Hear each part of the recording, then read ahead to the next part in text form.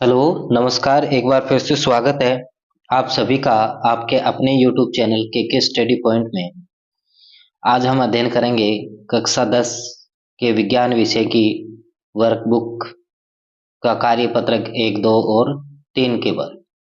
राज्य सरकार के द्वारा जारी की गई ये वर्कबुक, जिसमें परीक्षा हेतु महत्वपूर्ण प्रश्नों को सम्मिलित किया गया है, जिससे आधार पे पेपर होगा, उसी आधार पे ये वर्कबुक तैयार की गई है। इस वर्कबुक का आप अध्ययन कर परीक्षा में अच्छे अंक प्राप्त कर सकते हैं। इससे पहले वाली वीडियो में हमने आधार रेखा आंकलन के बारे में बताया है और आज हम अध्ययन करेंगे कार्यपत्रक 1, 2 और 3 के बारे में। आप हमारे इस चैनल पे नए हो तो इसे लाइक, शेयर और सब्सक्राइब करना ना भूलें।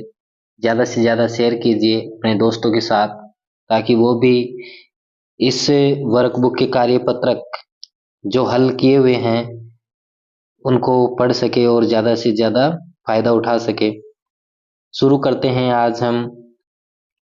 आज का ये वीडियो, जिसमें कार्यपत्रक नंबर 1, पहला जो कार्यपत्रक है उसका पहला क्वेश्चन है अभिक्रिया 2Mg प्लस O2 तीर का निशान 2MgO में अभिकारक व उत्पाद कौन कौन है। इस अभिक्रिया में अभिकारक कौन सा है और उत्पाद कौन सा। तो अभिकारक जो अभिक्रिया में बाईं तरफ लिखे जाते हैं उसे अभिकारक कहते हैं, और जो दाईं तरफ लिखे जाते हैं उसे हम क्या कहते हैं, उत्पाद कहते हैं। तो अभिकारक हो गए 2Mg प्लस O2 और उत्पाद हो गए 2MgO, मैग्नीशियम ऑक्साइड। अगला क्वेश्चन है कैल्शियम कार्बोनेट का सूत्र लिखिए। कैल्शियम कार्बोनेट का सूत्र क्या होता है, CaCO3। नेक्स्ट क्वेश्चन है द्रव्यमान संरक्षण का नियम लिखिए। द्रव्यमान संरक्षण है उसका नियम है वो क्या है, द्रव्यमान संरक्षण द्रव्य की अविनाशीता का नियम है। ये द्रव्य की अविनाशीता का नियम है, मतलब द्रव्य है उसको उसका द्रव्यमान हमेशा क्या रहता है, संरक्षित रहता है, उसको विनाश नहीं किया जा सकता। अथवा द्रव्यमान संरक्षण का ये इस नियम के अनुसार किसी संवृत तंत्र का द्रव्यमान अपरिवर्तित रहता है। कोई भी संवृत तंत्र उसका द्रव्यमान बदलता नहीं है, अपरिवर्तित रहता है, चाहे उस तंत्र के अंदर जो कोई भी प्रतिक्रिया चल रही है, चाहे उस तंत्र के अंदर किसी भी प्रकार की प्रतिक्रिया है वो चल रही हो। नेक्स्ट क्वेश्चन है रासायनिक समीकरण को संतुलित करने वाली एक विधि का नाम दीजिए। तो रासायनिक समीकरण होते हैं उसे संतुलित करने वाली एक विधि है हिंट एवं ट्रायल विधि। हिंट एवं ट्रायल विधि के नाम से हम उनको जानते हैं। अगला क्वेश्चन है बुझे हुए चूने का रासायनिक सूत्र लिखिए। बुझा हुआ चूना हो उसको रासायनिक नाम हो जाएगा कैल्शियम हाइड्रोक्साइड और रासायनिक सूत्र हो जाएगा CaOH2। छठा क्वेश्चन है निम्न समीकरण में कौन सी अभिक्रिया का प्रकार है। जो समीकरण दे रखी है किस प्रकार की अभिक्रिया है, देखो जिंक है वो कॉपर से अधिक क्रियाशील है और ये कॉपर सल्फाइड की अभिक्रिया जिंक के साथ करवाई तो ZnSO4 जिंक सल्फाइड बन गया और कॉपर बन गया। तो इसका मतलब क्या हुआ, जिंक ने कॉपर को प्रतिस्थापित कर दिया, क्योंकि कॉपर है वो जिंक से कम क्रियाशील है, इसलिए इस अभिक्रिया का नाम क्या हो जाएगा, विस्थापन अभिक्रिया है वो हो जाएगा। नेक्स्ट क्वेश्चन है द्विवीय विस्थापन अभिक्रिया का एक उदाहरण है दीजिए। तो द्विवीय विस्थापन अभिक्रिया है, इसका उदाहरण क्या होता है, बेरिलियम क्लोराइड BaCl2, इसकी अभिक्रिया है वो हम किससे करवा रहे हैं, Na2SO4 से इसकी अभिक्रिया करवाने पे बेरिलियम सल्फाइड और NaCl बन जाएगा। इसमें दो का आपस में विस्थापन हो रहा है, इसीलिए इसे हम द्विवीय विस्थापन अभिक्रिया कहते हैं। नेक्स्ट क्वेश्चन है अभिक्रिया ZnO प्लस कार्बन, उसके बाद में तीर का निशान Zn+CO में कौन सा अभिकारक उपचयन हो रहा है तथा कौन सा अभिकारक है उसका अपचयन हो रहा है।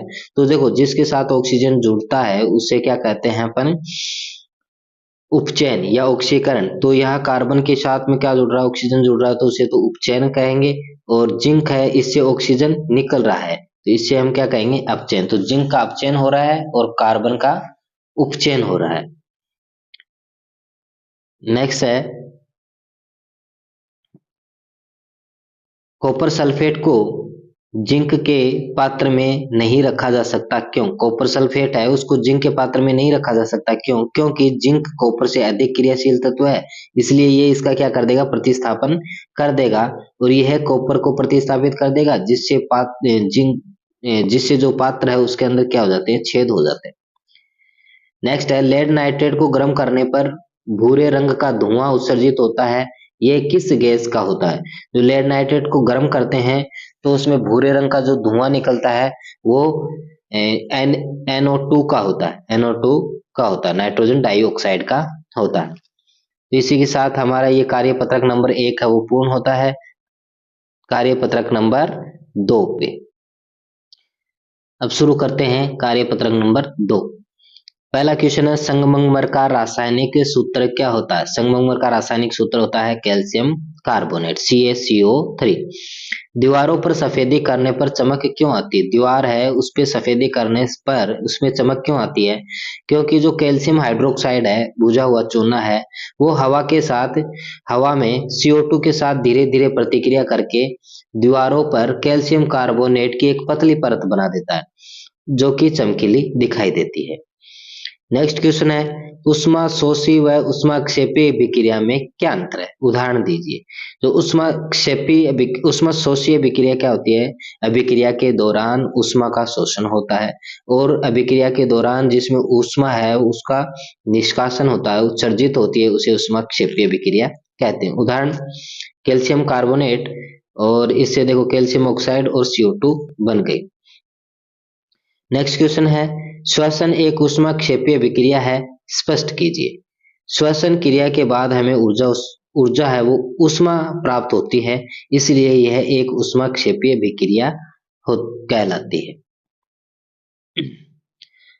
नेक्स्ट है,